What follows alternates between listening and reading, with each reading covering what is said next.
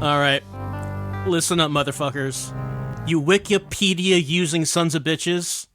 Time to go back to your roots. Like Sonic tells you. Before you could look up this fancy internet to get your information, you had to consult the XI. If you're wondering what that is, the XI was a combination Genesis Sega CD that JVC put out. If you wanted that. Apparently this was a pack-in, though you could buy it separately. Compton's, bitch! In your home. I mean, you could have bought in the book version. But now you can have it on your TV. I am extra caffeinated for this one. Because it's Compton's, we're interacting, it's time to learn. What about? Credits. This speed run of Compton's Interactive Encyclopedia completed. We achieved credits percent speed run. It might be a world record. That they're saying that it is. Now, this is originally a PC thing, and you can probably tell they didn't seem to do much to actually change the UI for console. I'm moving around a mouse cursor. You might remember in some previous games I mentioned that there was a Sega mouse. Does this does this software support the Sega mouse? No, it doesn't. Doesn't seem like it does. Which you think that would be a fair use for the mouse. It has a mouse cursor. We have articles, we have sounds, we have pictures, we have movies. How good do you think any of this is gonna look? You know, I wasn't quite sure if this was going to be ranked, because it's not actually a game. You know, it's not trying to be a game, but this was software that was released on the Sega CD. So I guess we should look at it. We can look at movies, such as Africa, Architecture, Asia Australia's got it, Blood. I mean, obviously we got to watch the video on Blood. You are looking at an area of tissue about the size of the head of a pin. This audio's crunchy. You see a small artery entering the field from above. Branching off from the small artery are very tiny blood vessels called capillaries, the smallest blood vessels in the body. They are so small that the red blood cells can barely squeeze through them and have to travel through in single file. Video did not last long. Yeah, I would say, I guess we learned a little bit about blood. What does it want to tell us about deep sea life? 2,000 meters below the ocean's surface, the abyssal zone begins. Here, despite total darkness and tremendous pressures, some unusual forms of marine life make their home. The anglerfish, for example, attracts prey with a luminescent lure attached to its head. This isn't a video. Such as crabs, clams, and tube worms form ocean floor communities in the warm water around hydrothermal vents. This isn't a video. I don't feel that should be in the video section. It was not a video. All right, Comptons. I want to see video of at least one giraffe. You're going to be scored on. There we okay. 3. In the wild, even.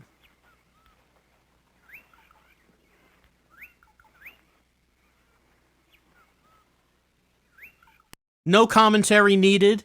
No lessons, no education. Witness. Sit your asses down and witness the majesty of these fucking giraffes. You ignoramuses. It's time to learn. Comptons. It's on your TV. You got the JVC XI. This came with it, and you were disappointed. So you're trying to get something out of this. Like, say, what if we look up the video on joints? The knee. Its motion is like that of a hinge. Other examples of hinge joints are the elbow,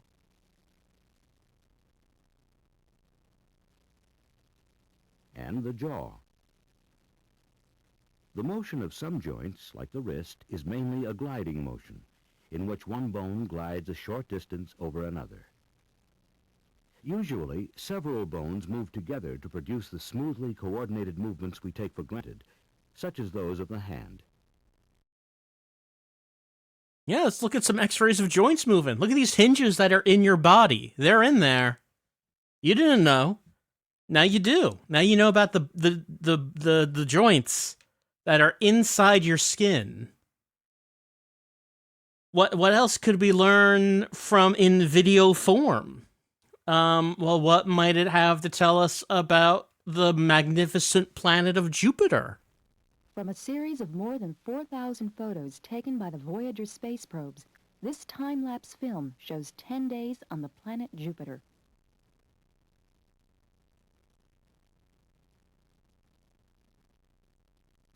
The planet's largest storm system, the Great Red Spot, is twice the size of Earth.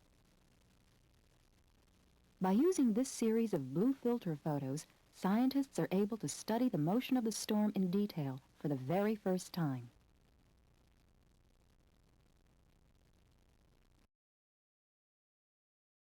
All right, showing us some Jupiter spinning, the storm spinning around. What could it tell us about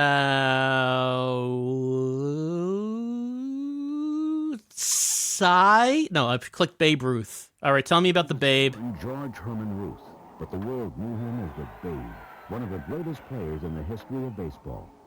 Babe Ruth held or shared in about 60 records, including the most home runs for a single season. And the audio on some of these is just not great. All right, that was indeed Babe Ruth. It was video of him doing his thing, but actually I wanted to know science, what, just in general? Just, the field of knowledge that is science. The collective body of ideas about the natural world, arrived at through observing, thinking, What is that a picture of? and validating, is what is known as science. Early scientists were primarily observers of natural happenings. Galileo was a pioneer of modern science who set up experiments and was an active participant. The technology of modern science changes rapidly, but today's methods of observation, description, and analysis are very much based on those devised by Galileo in the 1500s. Science is pretty good. Blame Galileo. And that wasn't a video. And there's a lot to talk about just science in general, and that was just very short. It's, science, you observe facts. Galileo was pretty good. Tell me about the 7 wonders of the world.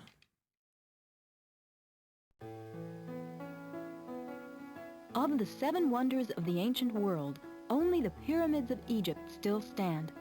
Fragments remain of 2 others, the mausoleum at Halicarnassus and the Temple of Artemis. Through the years, artists have attempted to depict the others, the Hanging Gardens of Babylon. I can really tell what that is. At Olympia, the Colossus of Rhodes, and the Pharos of Alexandria. I love how bad these pictures are. Yeah, I could totally tell what those hanging gardens were supposed to be. Of course, it doesn't mention it, but as we all know, the 8th wonder of the world was Andre the Giant, who is also no longer with us. So the pyramids did outlast him. So there's, let's see. Yeah, turtles! Tell me about them turts.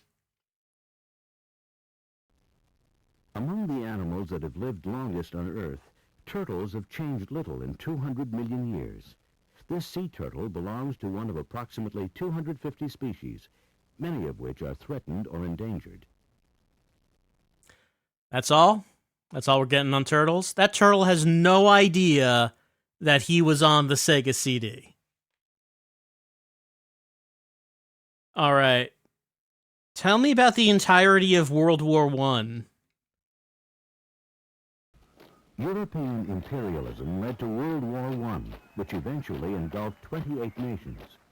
Germany, allied with Austria-Hungary, embarked on a campaign to subdue France and Russia. To destroy English shipping, Germany developed new submarines.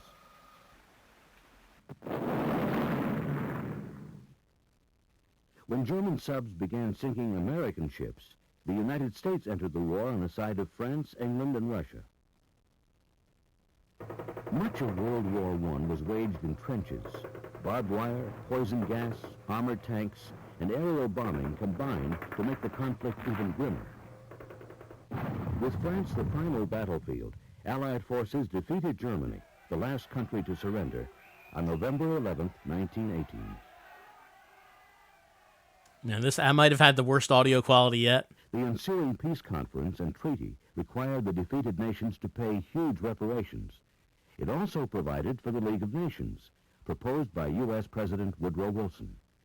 The United States, however, failed to become a member. All right, and let us know all about World War II.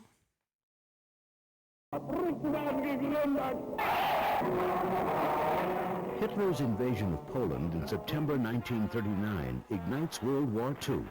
One by one, Europe's nations fall before Germany's mechanized armies.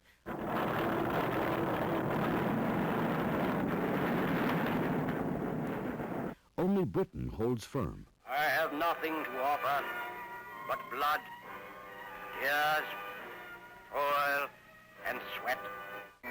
To stem the aggression of Germany, Italy, and Japan, Allied nations joined forces. On December 7, 1941, Japanese planes attacked Pearl Harbor. Not much happened between those 2 points, I think. The next day, the United States enters the war. Yesterday, December 7th, 1941, a date which will live in infamy.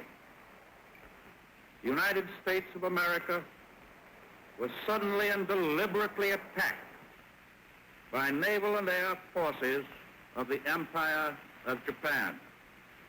With confidence in our armed forces, with the unbounding determination of our people, we will gain the inevitable triumph, so help us God.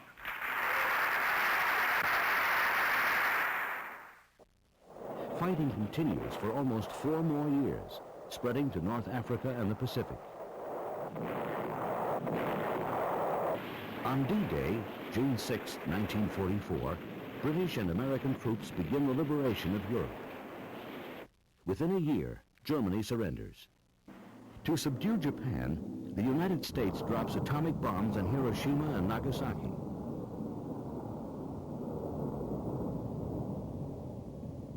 Japan surrenders the next day.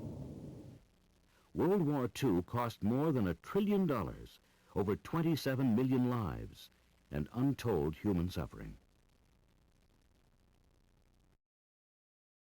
Difficult to condense it into a video, but I think that was the longest video that we've had so far.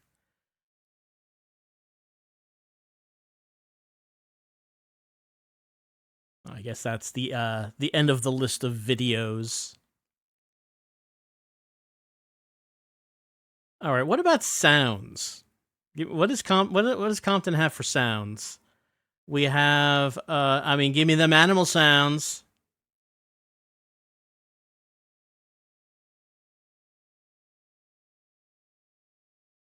Animal sounds are infinitely varied. Here are the sounds of a horse, humpback whale, rattlesnake, hyena, rooster, elephant, coyote, and cattle.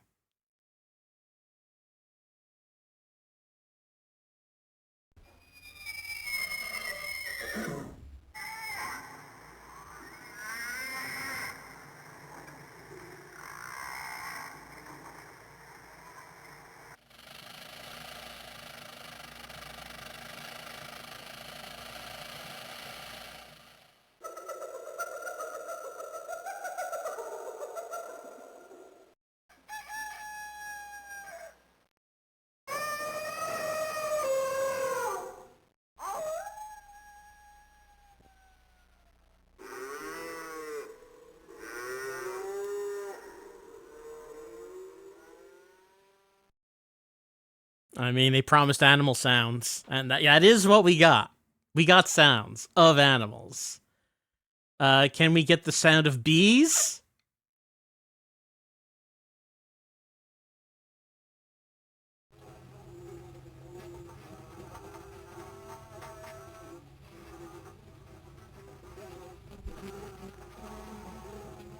Yeah. Sounds like bees. A swarm of bees can produce loud buzzing sounds with their beating wings. Picture credit AP Wide World. How do you think they determined what would make the cut for videos and sounds? What about a bomb falling and exploding? Yeah, just put that on here, I guess.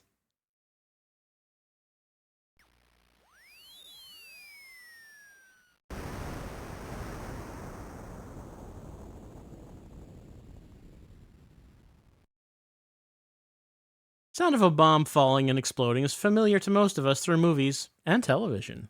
Picture credit, UPI Bettman.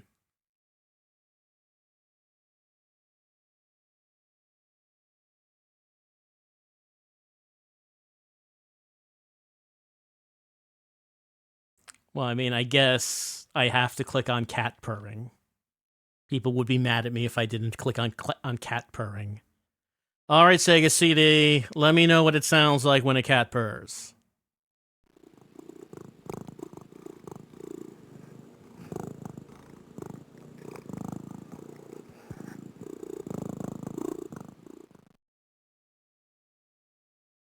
Cats often purr when they are relaxed and happy, or when they are in the presence of a Sega CD.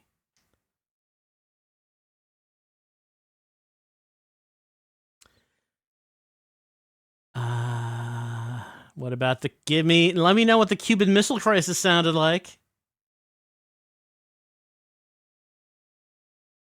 We're eyeball to eyeball, and I think the other fella just blinked. Comment made by Secretary of State Dean Rusk to President John F. Kennedy. It's strange, but that was in fact the only sound that occurred during the Cuban Missile Crisis. Truth can be stranger than fiction.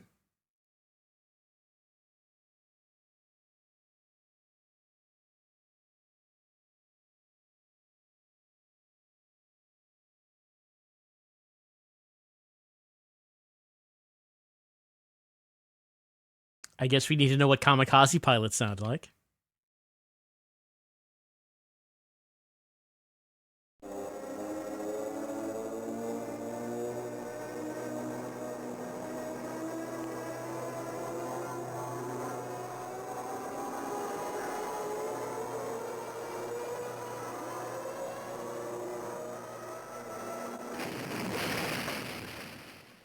All right, so remember when you hear that sound, maybe like duck somewhere, I guess. The World War II Japanese kamikaze pilots attempted to crash their planes into the U.S. Navy vessels as a means of destroying or disabling the ships.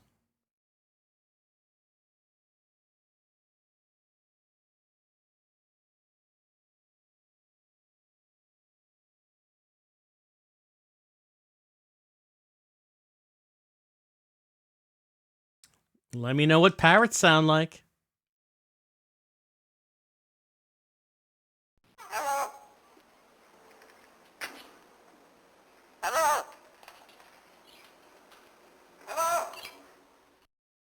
Maybe in 1994 you're saying, I've never heard a parrot actually say hello.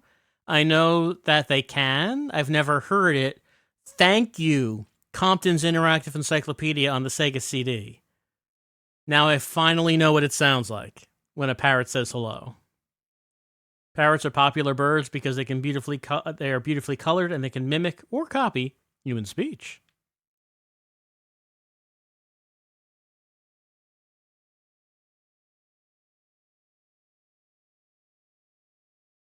Oh, the sound of the phonograph being invented.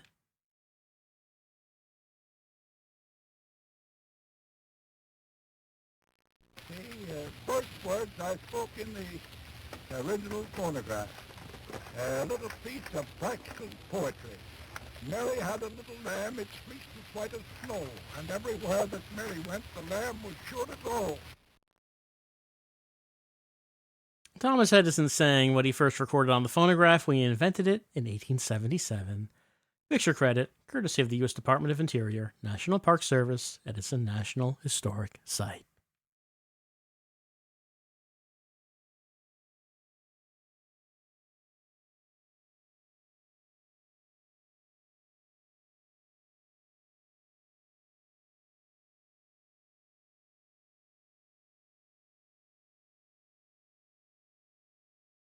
Number of U.S. Constitution entries. Give me the sounds of the 13th Amendment. Neither slavery nor involuntary servitude, except as a punishment for crime whereof the party shall have been duly convicted, shall exist within the United States or any place subject to their jurisdiction. From the 13th Amendment of the Constitution.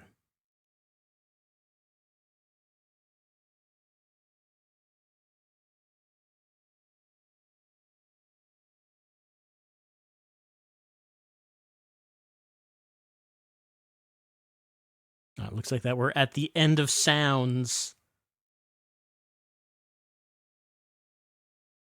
What about the pictures? I mean, we were getting pictures with the sounds, but I guess there are pictures that do not have sounds. Advertising. A billboard advertising what?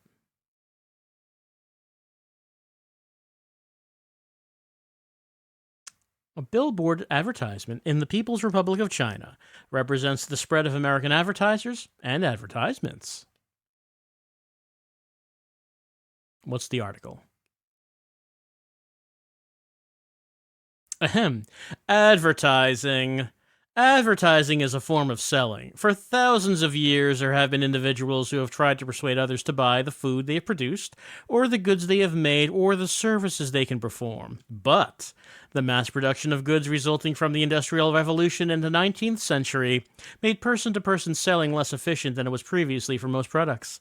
The mass distribution of goods that followed the development of rail and highway systems made person-to-person selling almost too slow and expensive for almost all companies. At the same time, however, a growth in mass communication occurred, first newspapers and magazines, and radio and television, that made mass selling possible. Advertising, then, is merely selling or salesmanship functioning in the paid space or time of various mass communication media. The objective of any advertisement is to convince people that it is in their best interests to take an action the advertiser is recommending. The action may be to purchase a product, go to a showroom to try the product, use a service, vote for a political candidate, make a contribution, or even to join the army. Like any personal salesperson, the advertisement tries to persuade. The decision is the prospect's. Advertising as a business developed first and most rapidly in the United States, the country that uses it to the greatest extent. In 1980, advertising expenditures in the United States exceeded $55 billion, or about 2% of the gross national product. Canada spent about 1.2% of its gross national product on advertising. Brazil, 1.1%, Japan, 0.88%, and West Germany, 0.87%. Almost every company in the United States that manufactures a product, that provides a service, or that sells products or services to retail outlets uses advertising. Those that use it most are companies that must create a demand for several products or services among many people residing in a large area. In 1980, Sears Roebuck and Company, the largest advertiser in the United States, spent more than $700 million in national and local communications media. Procter & Gamble spent $650 million, primarily in national media. General Foods Corporation spent $410 million, predominantly in national media. The 28th largest United States advertiser in 1980 was the United States government, promoting such projects as recruitment for the military services. While advertising brings the economies of mass selling to the manufacturer, it produces benefits for the consumer as well. Some of those economies are passed along to the purchaser so that the cost of the product sold primarily through advertising is usually far less than one sold through personal salespeople. Advertising brings people immediate news about products that have just come on the market. Finally, advertising pays for the programs on commercial television and radio, and for about 2/3 of the cost of publishing magazines and newspapers. Development. An advertisement or a campaign of advertisements is planned in much the same way a successful salesperson plans the approach to be used on a personal call. The first stage is working out the strategy. This requires a thorough analysis of all available market research, personal discussions or focus groups with typical prospective buyers of the product, and knowledge of all competitive products and their advertising. Based on the understanding and insights derived from this information, advertising professionals write a strategy that defines the prospects who constitute the target market for whom they must direct the message and what must be communicated in order to persuade the prospects to take the action that is desired. With this strategy as a guide, copywriters and art directors begin to create the advertisements. At this second stage, they begin to come up with an idea that involves the prospect, pertains to his life or problems, and is memorable. The idea can take the form of an unexpected set of words. For example, the U.S. Army wants to join you. That's ominous. We mean sexually, or like venom, or what exactly are we talking about? Or graphic symbol, Smokey the Bear, or the Jolly Green Giant. It can also be a combination of words and graphics, and even music. An advertising idea works best when it is totally unexpected, yet thoroughly relevant fulfillment of the strategy. The third stage is the execution of the idea. This means turning the idea into some form of communication that a prospect can see or hear. For print advertising, execution involves writing text, taking photographs, or commissioning drawings, arranging elements on the page, layout, setting type, making photo engravings, and so on. For broadcast advertising, it may mean writing dialogue and composing music, hiring actors, and recording voices, filming in a studio, or on location. These are pictures. Okay. I think that's what the P's mean. Throughout all three of these stages, research plays an active role. Market research provides the information on which the strategy is based. Copy research may test the relative strength of several ideas on small groups of consumers or larger national samples. Focus groups may uncover communications problems in various headlines, photographs, actors, or musical compositions along the way. Research remains active after the advertisement has been executed. Often a finished print and or broadcast commercial is tested before it appears in print or on the air, and it is not unusual to track the effect of advertising in the marketplace during the course of a campaign. Despite all the developmental thinking and planning, and despite all the copy research, no one can predict how effective an ad or campaign will be. Much remains unknown about how advertising works. Most experts agree, however, that an ad that involves its prospect in a personal way, that offers a benefit important to that prospect's life, and that does this simply and memorably, will be successful. The communication media. At the same time advertising is being developed, other specialists are at work determining where that advertising should be placed in order to accomplish the advertiser's objectives most effectively and most economically. The result is the media plan. This states which communication media should be used to reach as many prospects as possible. It also specifies how much of the available money should go into each medium, thereby determining how many times a prospect will be reached. These two factors are known as reach and frequency. The various media choices are evaluated in terms of how many dollars it will take to reach 1,000 prospects, the cost per 1,000. They're also evaluated in terms of nature of each as carriers of advertising. Posters, what are now called out-of-home media, are the earliest form of advertising known. Poster advertising reached a high state of development in Europe before the turn of the 20th century, employing the talents of artists such as Henry de Toulouse-Lautrec, and remains a more important medium there than in other parts of the world. There are posters of all sizes. The larger ones are called billboards, or in Britain, hoardings, along streets and highways, on the sides of buildings, on the outside of buses, and on the inside of commuter trains and subways. Because the prospect has little time to devote to a poster, usually only a glance. The information communicated is brief. For this reason, posters are usually used as a reminder medium, supplementing a major exposure of an idea in another medium. Posters are usually rented by an advertiser on a local basis, but a number of local showings can be put together to achieve national coverage. Newspapers. Because they attract so much local advertising, newspapers are the most popular medium in the United States and in most other parts of the world. Newspapers offer an advertiser coverage of a specific geographical area. Oh, this can be important to national advertisers as well as local ones. For example, newspapers added to a national television or magazine campaign can tell prospects the names and addresses of stores where the product can be bought locally. Newspapers also offer advertisers speed. I mean, that's not entirely legal, but look, I won't tell anyone if you won't. A newspaper can be set in type and appear within a day after it's developed to the newspaper office. Speed is important in announcing special sales. Look, I don't think we need to keep talking about how important speed is in the advertising, but we all know it is. It's a stressful business, and there are some things that you have to do that you're not going to tell the authorities about or your family. That's how it is.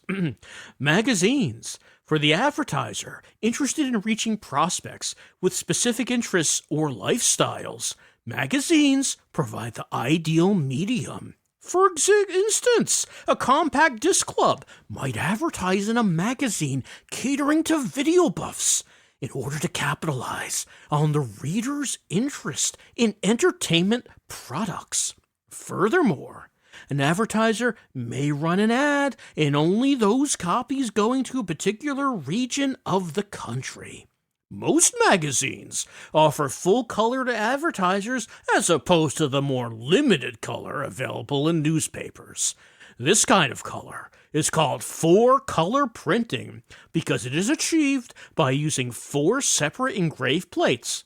See also color? Techniques for reproducing color. Is that like a hyperlink? No, it's not. Full color is especially desirable for food and fashion advertising because the color of these products is part of their appeal. To grab the attention of readers, companies may also place musical ads controlled by programmed integrated circuit. What are we talking about? Stiff, odd-sized, or 3-dimensional inserts. Are we talking about magazines? Or fragrant ads featuring micro-encapsulated perfume strips? Radio. In those countries in which it could be used for advertising, radio offers the advertiser a geographically defined audience. At the same time, a choice among certain kinds of audiences. The latter is important if these kinds of audiences can be related to the definition of the prospect. For example, in the United States, 1 or more radio stations in each market broadcast music designed to attract a young audience. Another appeals to the musical tastes of an older generation. Still others attract listeners interested in classical music and notices of cultural events in the community. Like newspapers, radio affords the advertiser speed. We're not talking about the speed. We're not talking about that anymore. Television. This medium carries more national advertising than any other in the United States. The same is true in some smaller countries, such as Spain or Portugal, where it is the only medium reaching a general national audience. In many countries, Sweden and Denmark, for example, the state-owned television accepts no advertising. In many other countries, the amount of commercial time is extremely limited, as in France, Germany, and Italy. Aren't you happy that we live in a country in which there is no limit on advertising?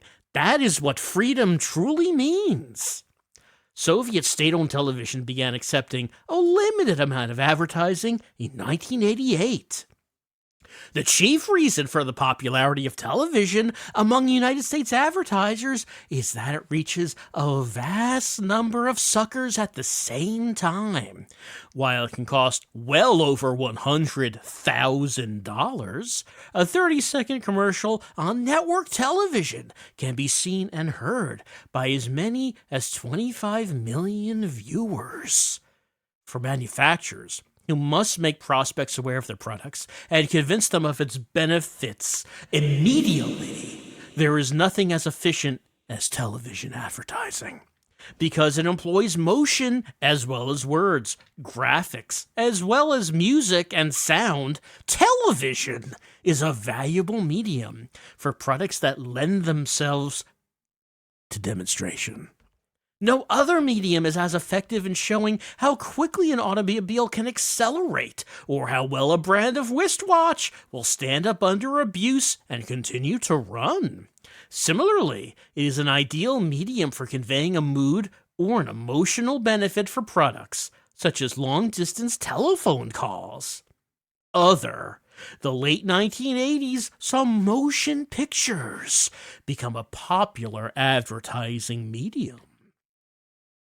Commercial messages were shown in theaters, along with the previews and intermissions during longer films. Videocassettes carried ads for products, as well as for other movies. The films themselves were frequently used as vehicles for product placement. The prominent display and plugging of brand name products, a trend which disturbed film critics and film goers alike. Media comparison. The differences in the nature of these media affect how the public feels about advertising in them. Newspaper ads are generally welcomed by readers. In polls, many say that the advertisements are a reason for buying newspapers. Those people are morons. Advertisements are usually well received in magazines, too. I don't think that's true. Like, if you buy a magazine and half the pages are ads, you'll probably feel a bit disappointed.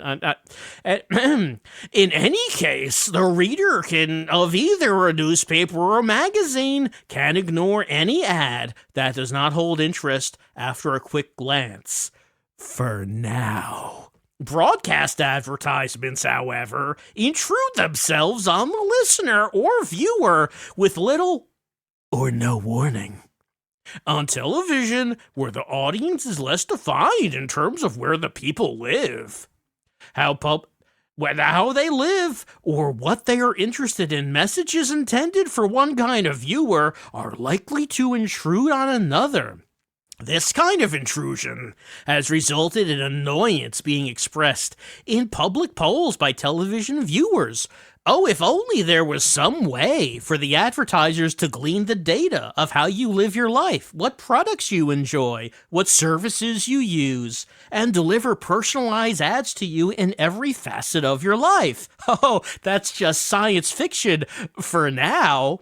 History. Advertising originated in the signs that merchants once put over their doors to inform the public with symbols or pictures exactly what was for sale inside. Posters, pamphlets, and handbills began appearing in England after the invention in about 1450 of movable type in Germany.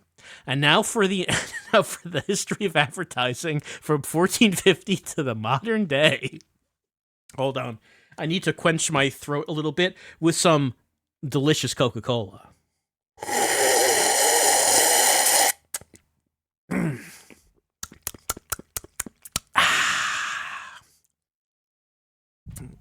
Am I advertising? Who can say?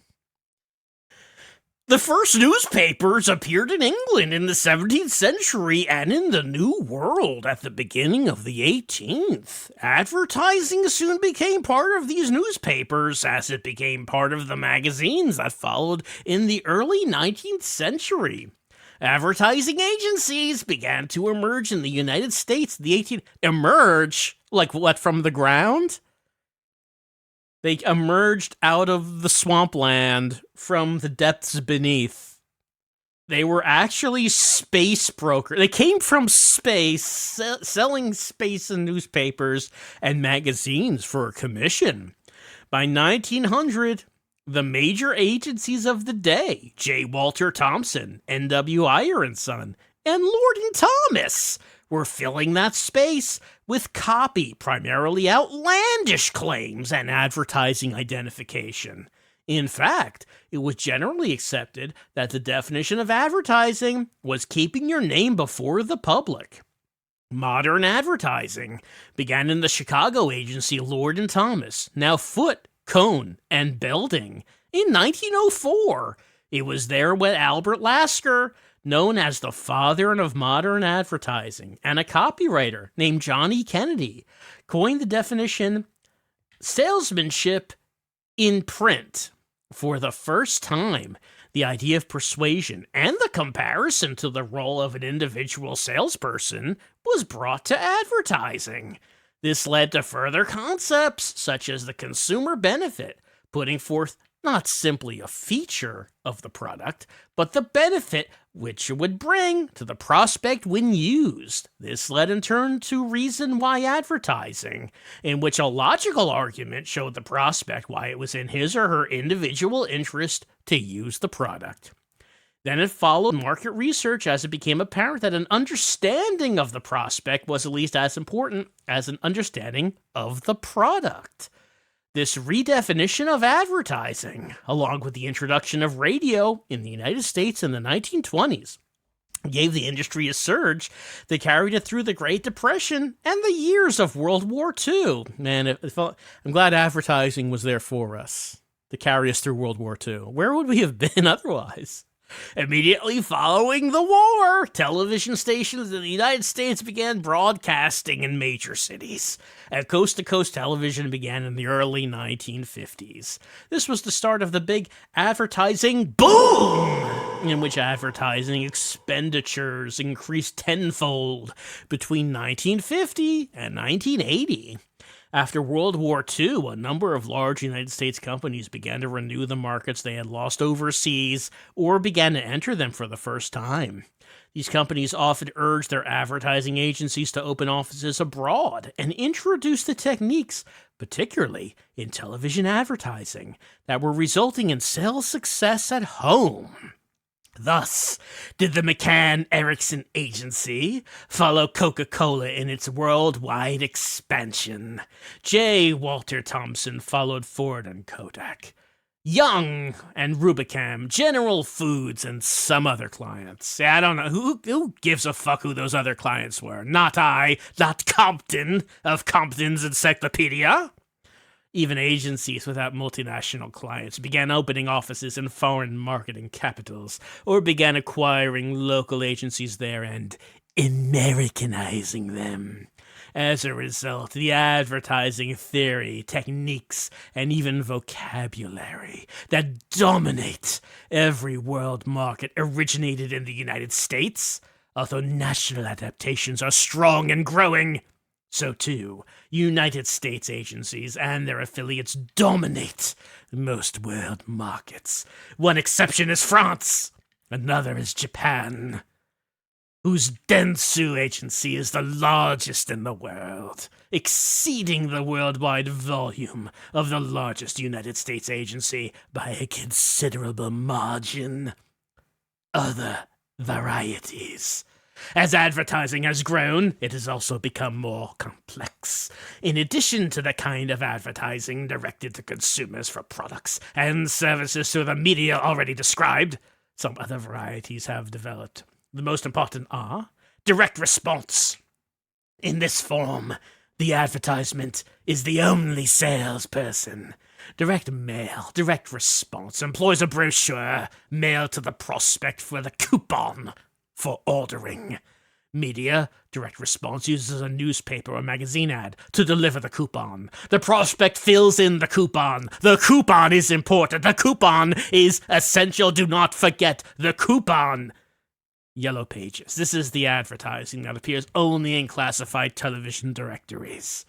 Its purpose is the direct prospects who have learned enough about a product through media advertising to the dealer or representative who can provide it.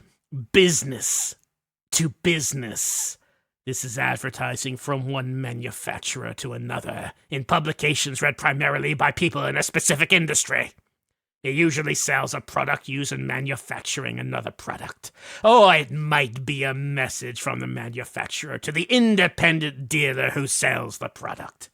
Recruitment. This is an advertising from a company, such as an advertising agency, that means certain skills or talents. Its purpose is to attract individuals with those skills to the advertiser's workforce. Healthcare. This specialized field uses medical journals and direct mail to bring news of new drugs and other medical products to physicians and hospital administrators. The advertisers are major manufacturers of the prescription and over-the-counter drugs, not the kind of drugs we take, of course. Don't mention the speed again. Regulation. Because of the power and pervasiveness of advertising in many countries, there are official restrictions imposed everywhere. In almost every country, there is a restriction of some sort on the advertising of alcoholic beverages. This can take the form of an outright ban, a restriction to certain media, or actually a direction as to what may and may not be said and shown in an ad. For example, in the United States, alcoholic beverage advertising, except for wine or beer, is restricted to print and out-of-home media.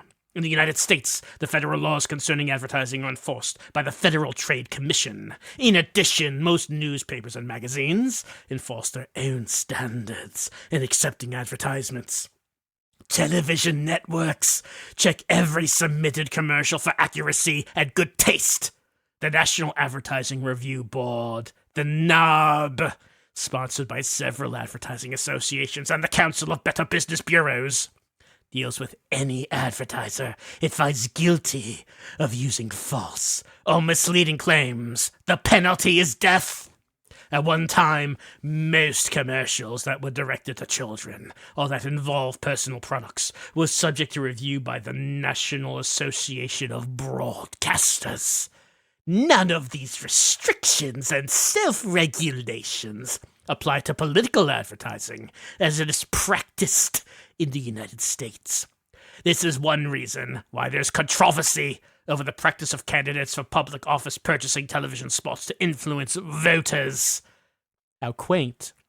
Another reason is the contention that television campaigns give the wealthiest candidate an unfair advantage over the other candidates. Again, how quaint. Careers in advertising fall generally into three categories: advertising agencies, advertiser companies, and advertising media agencies. People in an advertising agency work in one of four departments, and each requires a somewhat different set of skills and educational background. In account management, the people who represent the agency to the client organize the services of the agency to serve the client. Account managers often have degrees in business. The creative department actually conceives and produces these advertisements.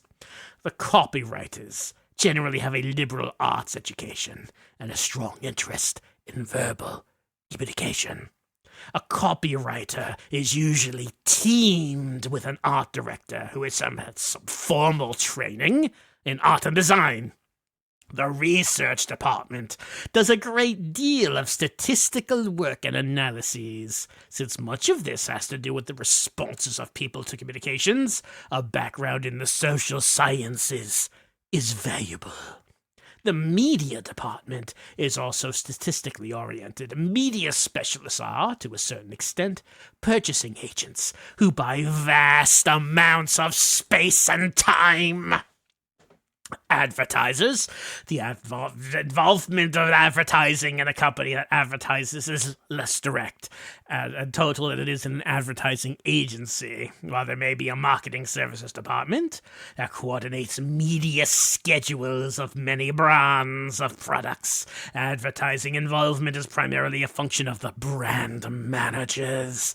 These people deal with all aspects of a brand, including advertising. They are the providers of information to the agency. and the approvers of the agency's work. Most brand managers have degrees in business, media. The people in media companies who are most directly involved with advertising are those who sell the space or time. I didn't realize that space and time were up for grabs. To an advertiser through the agency, they are called representatives and come from varied educational backgrounds. Oh, we're at the world top. Okay, so this is probably like the, like the footnotes. Use the, the citations. Okay, let me have another sip of Coke.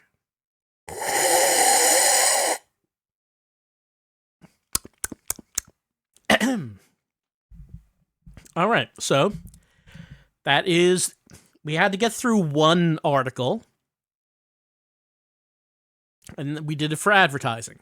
So, if you wanted to know how long an article in this could be, did we learn something about advertising? Sure, we learned something about it. If you wanted to learn a general overview of the history of advertising, yeah, sure, okay, we got something. Let's go to the complete list of articles. I don't think it gives us a number. It doesn't give us a number on how many articles there are. I'm curious about what the first one is. 30 Doradus? What does that mean? A huge region of ionized hydrogen gas forming a nebula in the large Magellanic Cloud, a nearby galaxy. Total mass equals 1 million solar masses and emits visible light, diameter 550 light years. So some articles can be small. Let's take a look at some that the chat wanted. Let's see. Someone wanted me to look up kissing. I'm not saying they're here. I'm just saying we're gonna look. No, not Henry Kissinger. Not at all what I was thinking.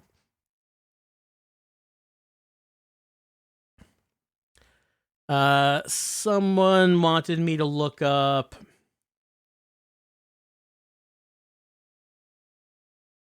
Sapphic or Sappho.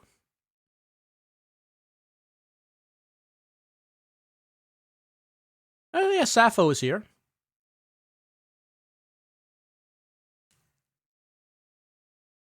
The dates of her life are uncertain, but Sappho flourished from about 610 to 580 BC. She was one of the best lyric poets of ancient Greece. Unfortunately, nearly all of her works have been lost.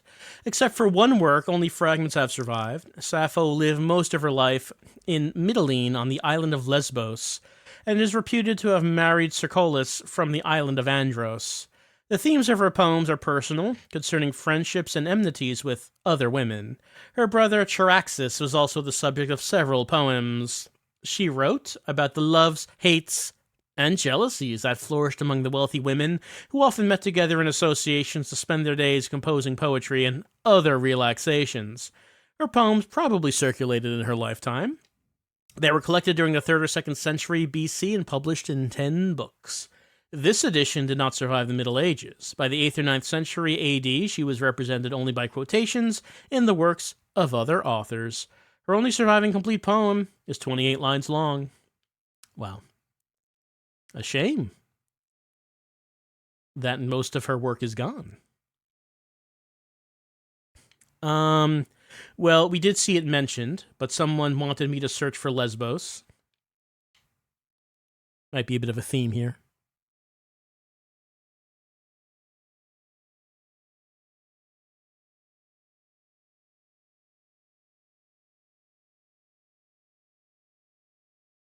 It's a Greek island in Aegean Sea off coast of Asia Minor, about 650 square miles, important naval and colonizing power in early history of Greece, famed for school of poets, 7th century BC, and as birthplace of Sappho, past to Turkey 1462, Greece 1912, Mytilene, olives, grapes, grain. Population 114,797.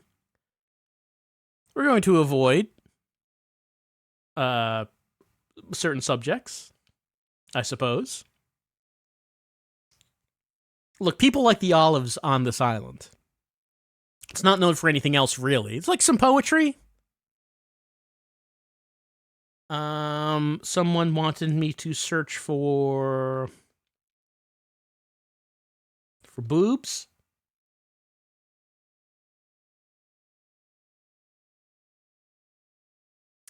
Not quite.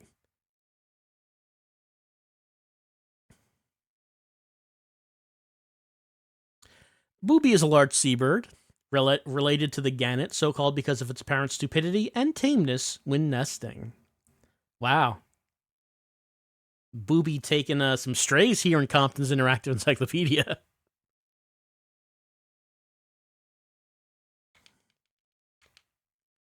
I highly doubt it, but someone did want me to look up naked. Somehow I doubt it. Yeah, I didn't think so. I mean, it only follows that we should see. It is on the Sega CD. We should see if it has an entry. No. Well, how embarrassing would it be if Sega doesn't have an entry, but Nintendo does?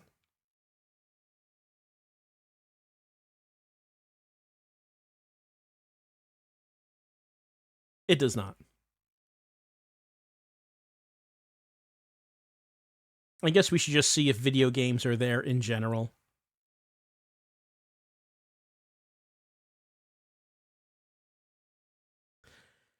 Video game, see electronic game.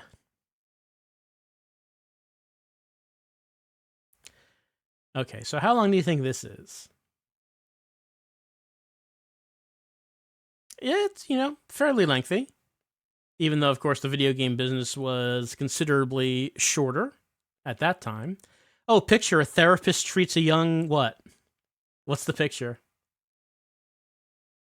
A therapist treats a young patient with amblyopia using a video game. The child's right eye is patched to force the left eye to exercise. I thought it was going to be like a therapist treats a young gamer or something. This child playing too many games. Send him to therapy.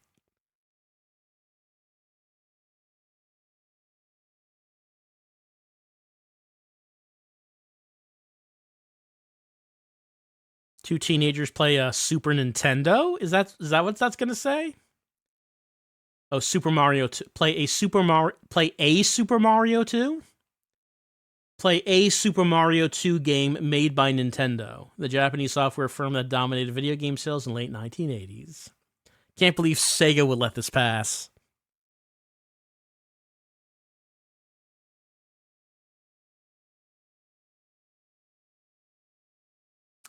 The Exterminator uses a liquid crystal display. The entire game is only the size of a credit card.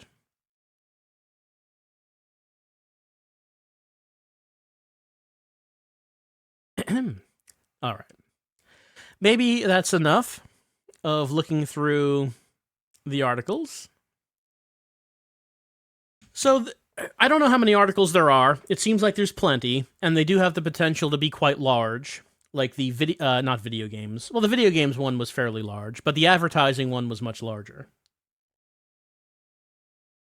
So, if you wanted to look up, if you had this, but you did not have any other sources of information in 1994, and you wanted to look something up, I mean, you might be able to find something on this.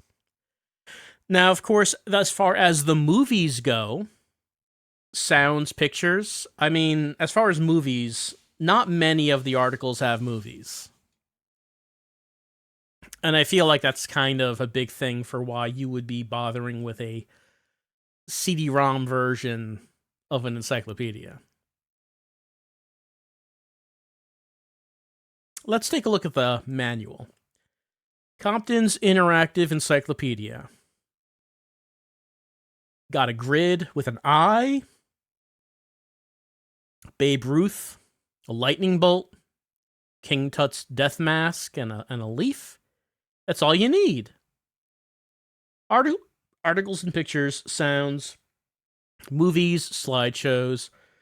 Rated GA. Oh, this one says edition 1995. We're currently in mid-1994 of the Sega CD, but I did read that Compton's did have more than one. It had an update, or maybe two updates on the Sega CD. So maybe the last one came out in 95.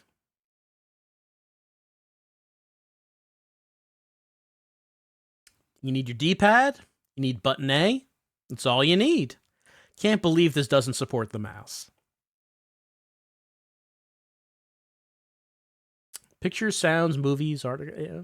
There's not really much to talk about in the manual, I suppose. Tells you how to use the menus.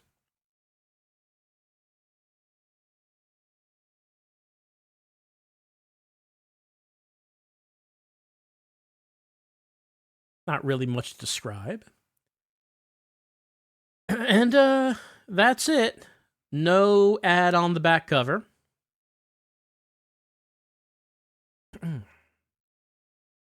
All right. I guess now we have to decide, what do we think about Compton's Interactive Encyclopedia?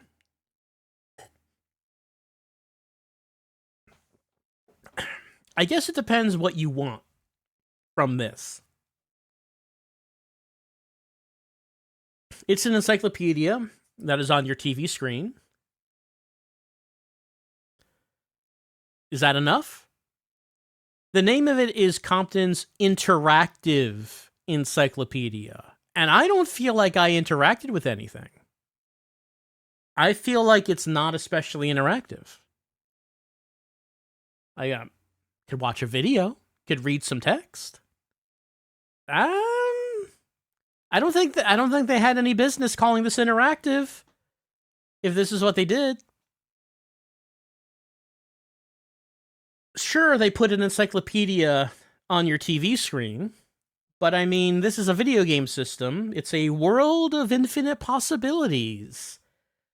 A universe of imagination. Was this, I don't know, is this really all they thought of? Nothing else you could do with this? I guess. So, obviously, no one would have been excited about getting this for their Sega CD.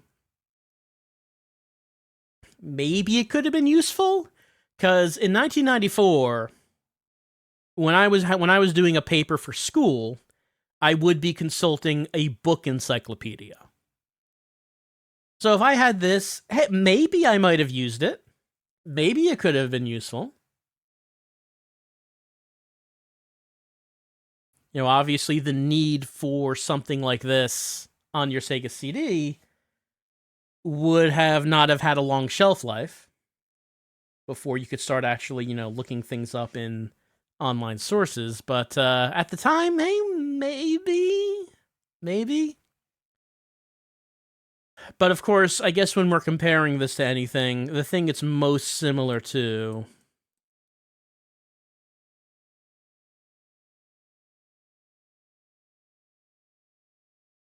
is the San Diego Zoo presents ... The Animals. Is Compton's Interactive Encyclopedia on the Sega CD better than the San Diego Zoo presents The Animals? They're similar formats. Like, you look up articles, you can read information about things, you can see some video.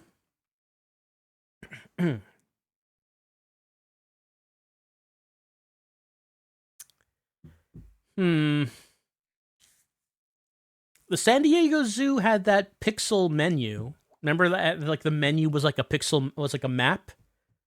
The pixel art of the map was not bad. It was really the only thing in the game that resembled a video game.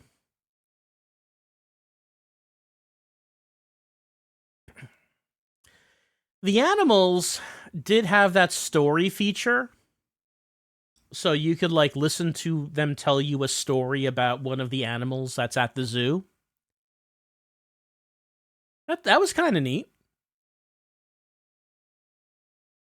It was all right. I feel like the I feel like the San Diego Zoo has just a little bit more oomph to it than Compton's. It's still not much, but I feel like if we're comparing the two, and I would say, hey, which one would I rather explore? Which one would I rather use to educate myself about it, some kind of certain subject?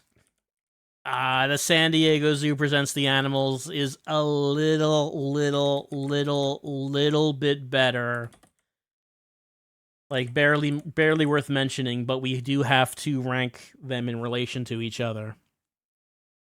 So I will say that the San Diego Zoo is better than Compton's. Compton's, however, is better than Bram Stoker's Dracula. You can learn something from Compton's. There's some kind of function the thing could have, which gives it something over Bram Stoker's Dracula. So, I mean, that's not a compliment to Compton's. That's just demonstrating that Bram Stoker's Dracula is barely functional as a game. Did I misspell interactive? Sure did. Compton's Interactivity Encyclopedia. I will just keep that right now and change it later. But that is where Compton's is going to go. The important thing is that Bram Stoker's Dracula continues to be pushed down. Bram Stoker's Dracula, NFL's Greatest, San Francisco versus Dallas, 1978 to 1993, and the Make My Video series. Currently, the only things that are underneath Compton's Interactive Encyclopedia. Will anything actually go under either of those three games? It would be very difficult, I think, to reach those depths. But we still have plenty of games to go. It still could happen. Though I don't know if it's going to happen. I don't know. I would like to see something scoring higher. I mean, that's the whole point here, right? To find those unexpected gems. To find that good stuff that I didn't really know about. And Compton's Interactive Encyclopedia is not one of those things. It's not. But it's on the list at 75. And I can't think of anything to say to extend this look at Compton's Interactive Encyclopedia any longer. I'm surprised that I got an hour out of this. Didn't think I would, but advertising pulled through. We'll continue on with the Sega CD. Maybe with an actual game next time.